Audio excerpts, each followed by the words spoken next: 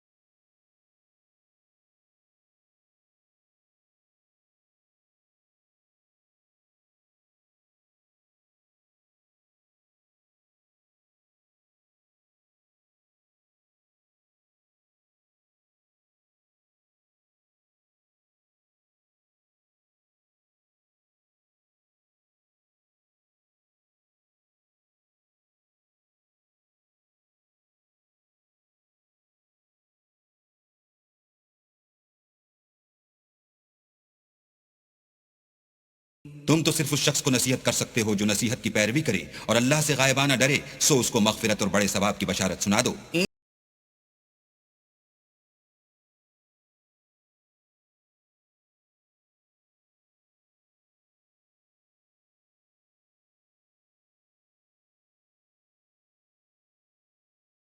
मुर्दों को जिंदा करेंगे और जो कुछ वो आगे भेज चुके और जो उनके निशान पीछे रह गए हम उनको कलम बंद कर लेते हैं और हर चीज को हमने किताब रोशन यानी लौहे महफूज में लिख रखा है। वद्रिब लहुम मसलन अस्हाबल क़र्यति इज़ जाअहा अल-मुरसलून। और उनसे गांव वालों का किस्सा बयान करो जब उनके पास पैगंबर आए। इज़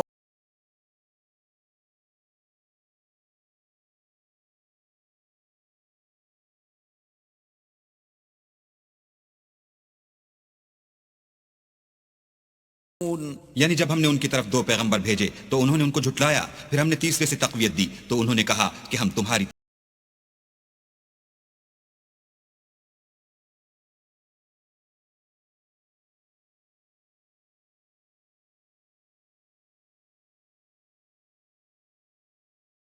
वो बोले कि तुम और कुछ नहीं मगर हमारी तरह के आदमी हो और अल्लाह ने कोई चीज भी नाजिल नहीं की, तुम महज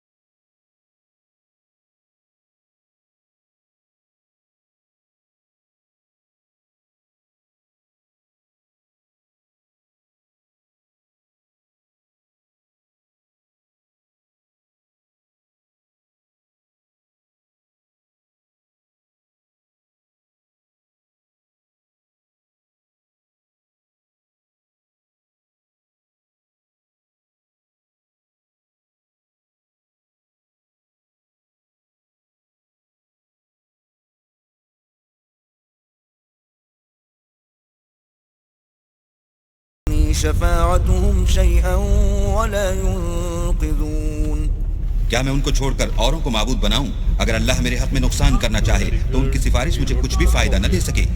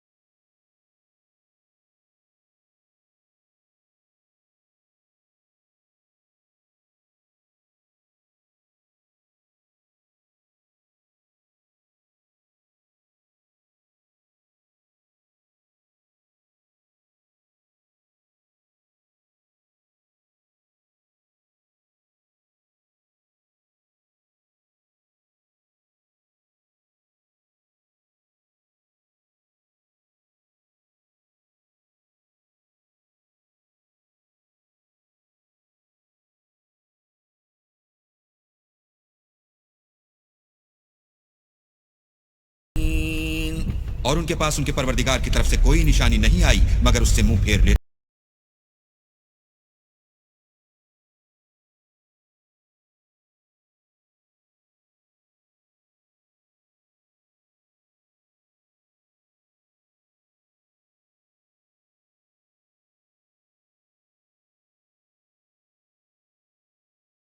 और जब उनसे कहा जाता है कि जो रिज्क अल्लाह ने तुमको दिया है उसमें से खर्च करो, तो काफिर मोमिनों से कहते हैं कि भला हम उन लोगों को खाना खिलाएं जिनको अगर अल्लाह चाहता तो खुद खिला देता। तुम तो सरीह